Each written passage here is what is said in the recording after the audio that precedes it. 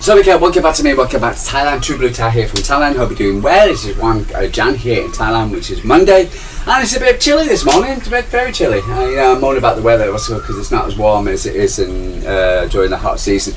And so Mokalakon, January, it's always the coldest season. Anyway, but we've had a spot of rain. I mean a spot of rain. I think it lasted. We had a tin roof here, and it lasted for about 3 minutes. It went beep beep beep beep beep beep for about 3 minutes and disappeared. But I believe we're getting a bit more. So, very strange. It's a bit cloudy. Very high cloud, so it's nothing. And temperatures are around about the high 20s, etc. So, but cold for me. But a lot of happy for a lot of Falang here who are coming on holiday or whatever. Down to the beach area, which is just over in that direction, not too far away. Anyway, so Jomtien Beach. Anyway, guys, I hope you're doing well, and I hope you are doing well. So, for instance, it's a Monday, and we're still and those who go into work in the morning, etc., and have to listen to a lot of rags cheering the fact that they've won. They beat Manchester City, and it's a massive thing for them. Do you remember a while ago? I remember in the 90s, etc., where they said, well, beating Man City is not important anymore for us. It's not. We don't regard it as an important, what's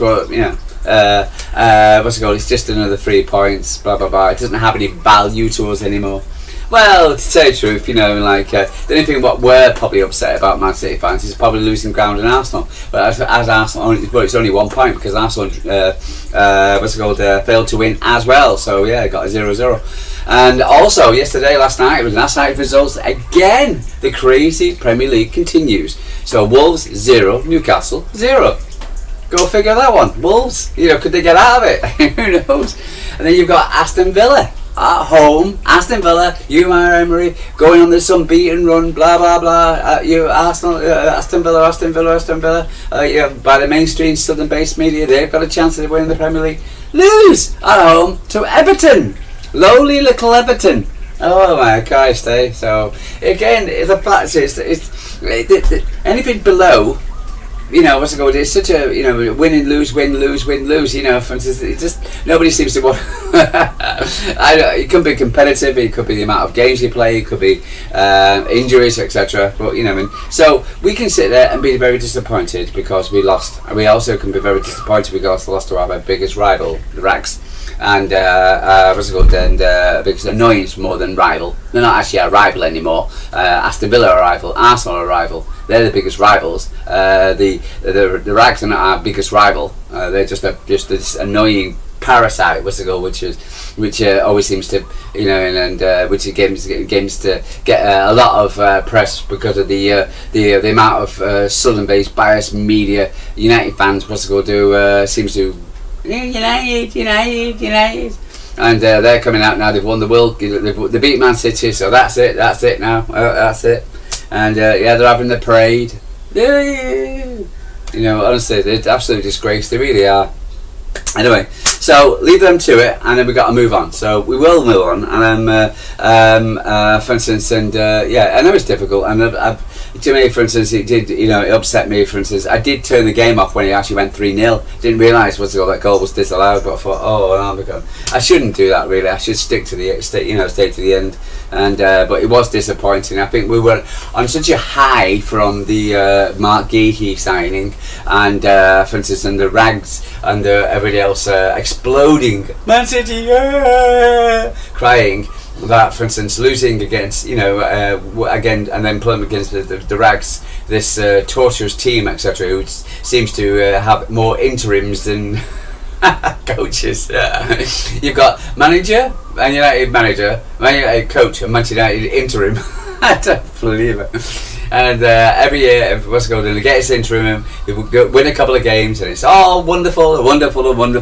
But you know what's going to happen. You just know it. For instance, and they'll play. I was talking to my mate, for instance, who's a Liverpool fan, and again, for instance, he's exactly the same thing. And he said what they do, they turn up against the bigger teams or the most important teams or blah blah blah, and then for instance, then they'll lose against Burnley or Wolves or whatever. Sunderland, no disrespect to these teams, but the a lower league team, etc., they'll lose too. So, for instance, but this is just who they are. Anyway, so let's just move on, and because we got a game thick and fast in the Champions League, unlike United, we've got the Champions League, and we're in northern Norway. Yay! Lovely place, absolutely fantastic. Yeah, lived in Scandinavia for 10 years.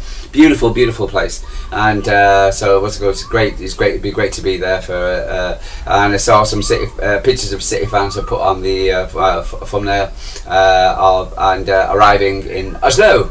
And as they say, Norge, Norge, Nor, or they call Norway. We in the West we call it Norway, but it's Norge, Norge.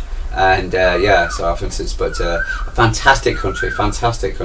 I used to go skiing. I used to go get the Oslo boat from Copenhagen at 5 o'clock, and then arrive in Norway next morning, etc. on a bit of a party boat and cruise, etc. It was really nice, and then go skiing, and then take the boat back, etc. the next night, or the ship. It wasn't a boat, it was a ship. It was like a mini cruise ship, and it was really good, really enjoyable, and did that many times, and so it was really nice, and fresh air, really, really lovely air, and great scenery, fantastic, really nice, really enjoyed it. Very expensive though, but a fantastic way of life. They have all this oil, which the British don't do, whatever, and they are independent, they don't need the Europe, they don't need whatever, and they have a fantastic, very, very high quality lifestyle, and very middle class society, really, really good, but great. Anyway, so a lot of them come here, Thailand. So guys, so we're heading to a Bodo Glint on. I do have a preview tomorrow because the game's on tomorrow. Pep's probably going to speak about it. I think we did the second part of the press conference, the right press conference on, for instance, which has been released. I'll just have a chat about that in a second. He was talking about Rodri more than anything else. But he's so for instance, but we'll see what he has to say about them. It will be today, this afternoon, because the players will probably have already flown out to Bodo Glint. The game's tomorrow when I can, Tuesday. Wednesday morning for me. It's not too bad. It's just 12:30 midnight. So for instance, because the early start against on a frozen pitch. And in the Champions League, win that one, then we're automatically secure against to get the top 8. I think we've got 4 points, 2 games against Bodo Glint and Galatasaray, which is next week, to get, and Wolves in between, 2 home games, which is good. And then we've got for instance, to get the 6 points. The 4 points will automatically 100% guarantee us top 8. So, but we should do it. But you never know. Again, you never know. This is football. We never know.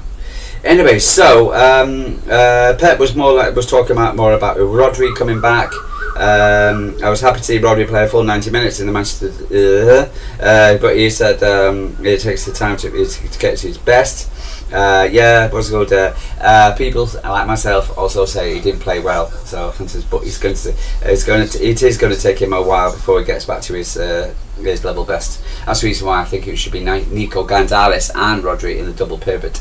Would be nice. But one positive from the Balladone winner was complete the game. He's worked his way back to full fitness.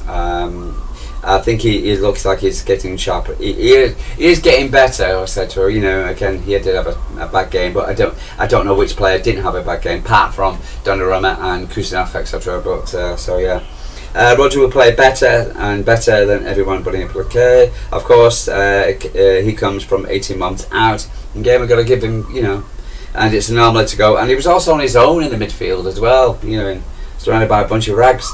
It was positive that. So we got to take the positives. Come on, we got to start thinking positives now. Okay, we're in this Champions League, and So just want to big up the ladies. I've just done a podcast, a video pass, what's it called, class, what you want to call them, etc. For the ladies, they beat Bournemouth 6-0 in our women's Adobe FA Cup into the next round, which will be announced today at 7 o'clock. And the ladies are now unbeaten in 15. Only lost 1 game in all competitions. So that was the first game against Chelsea, and we play a massive game against our title rivals Chelsea, which were 6 points clear on the WSL. Next Thursday at the Etihad Stadium, I think it's Wednesday or Thursday, 2 a.m. for me. What's the goal? I think it's 7:30. It could be Wednesday. So this week. So on the 21st. So yeah. Is it 21st? So this week anyway. So the Joy Stadium. So Man City against Chelsea. So if we can get down to the Joy Stadium and support Man City, so we need a big crowd, because again, for instance, it's against beat. If we beat Chelsea, I think that's it now. What's it called? The ladies are also, we're 6 points ahead of the WSL. So, but they're doing absolutely fantastic at the moment. Right, okay, so we talked about Omar Mamouche, who arrived back in Manchester on Sunday. But to which is no surprise that he won't be playing. Again, for instance, he needs rest. You'll probably see him at the Wolves, replacing poor old Earl, who looks a bit tired. But no surprise about that. Couple of players also can't play. Guehi can't play. I expect he flew into Manchester on Sunday. I believe he was having his medical yesterday as well, but it won't be officially announced. I think Pep was actually even talked about his press conference, didn't he, a little bit about Marc Guehi. So, for instance, so he won't be officially announced. But it could be today. Because sometimes, because it's too close to a game, we don't normally announce them. So it'll be either announced today or Wednesday, or Thursday. So announcing Marc Guehi at Man City, and welcome to Marc Guehi to Man City, Marc Guehi, and we need you. So a wonderful signing, and very happy, still happy for that signing. Really delighted, really important signing for an important time. So we got Marc Guehi in, and he won't be going to Bodo, for instance. So we'll see what we take. Not quite sure how many players we take. On Erling Haaland, we're lucky to have Erling Haaland this season for what he has done for us. Is important when you have games every 3 games, and something that we have to deal with makes us stronger. Our spirit, we having difficulties was incredible, and what we had in Newcastle for many reasons. We respond. And would not be able to respond against the Rags. A lot of people saying he's tired. He probably is, but he's played every game 90 minutes. Again, for instance, I think LB pointed out that, for instance, when we had Alvarez, etc., we did a swap with Alvarez. Erling would score a couple of goals and come off. But he's been playing 90 minutes. So hopefully, for instance, he can play Bodo Glint tomorrow, and then, for instance, and then have a rest again, and we can stick Omar Mamouche or even a place as false nine. Semenko. That was I did say Semenko won't be playing. He's not eligible. Not in the World Cup, the Champions League squad. Pep Guardiola, Rodri. Well, it's Marc Guehi has now completed his part of his medical. The deal will be signed, so I expect that to be signed soon. Claudio Lavecha has joined Girona on loan. Good, for instance, so that was good for him. So pictures of his plane, Marc Guehi's plane. The boss also had his birthday as well, 55th birthday. Happy birthday, you boss, Pep Guardiola. 566 games, 398 wins, a 70% win rate, 0.3 win rate, amazing. 1,370 goals for 875 goal difference. Premier Leagues, won 6 Premier Leagues, 4 League Cups, 3 Charity Shields, 2 FA Cups, 1 Champions League, 1 Super Cup, 1 World Cup, and he's won 28 individual awards. So happy birthday, boss! And so happy that, for instance, that you are, for instance, you're with us. I've seen idiots doing Pep outers at the moment. I hear also, this could be interesting, whether they're actually negotiating. Maybe Pep will stay 1 more season after this. Add another year onto his contract. So because these rumours of the ex-Chelsea manager, being his replacement. You've also got Alonso out there, but I believe Pep wants to see out his contract. So depending on results, I thought, for instance, if we did, won the Premier League or the Champions League this season, I think he would go. but I think he wants to go on a high, and which is great. All credit to him. And he seems very happy at the moment. Yes, he's not happy now because we've got beat by the. But overall, he's been very happy. He's got his energy back. He's bouncing. He loves the new coaches helping him, Pep Linders and French and Carlo. What's it going to be helping? So he seems to be a very happy guy at the moment. So it could extend one more season. You never know. You never know. On the next season for the next season. So because he's only got one more season after this, so we'll see. I think he wants to go on a high. He does a rebuild and see the lead the team on to the next. So we'll see what happens, but we get, so we got to crawl out from under the stone now, out of the cave, etc. It was only one defeat. I listened to again. For instance, I was listening to this guy called Jay, for instance, on LB's channel, and he's, we're terrible, we're choking, it's terrible, like whatever, and the Coplix has come down on him, gee whiz. And it's just, come on, look at, if you were a Spurs fan nowadays, how would you feel about that? A West Ham fan, even though they beat Spurs, and how would you feel? It's I know it's not perfect, but this is the Premier League season. No team's having a perfect season, and so for instance, look at Aston Villa, and what's it called? Chelsea, Liverpool. My mate went over to Liverpool, and it was winning 1-0, etc., and it was 1-1. So you can't. This is the Premier League. We have to accept the fact that there will be good days and bad days. But hopefully we'll have more good and bad.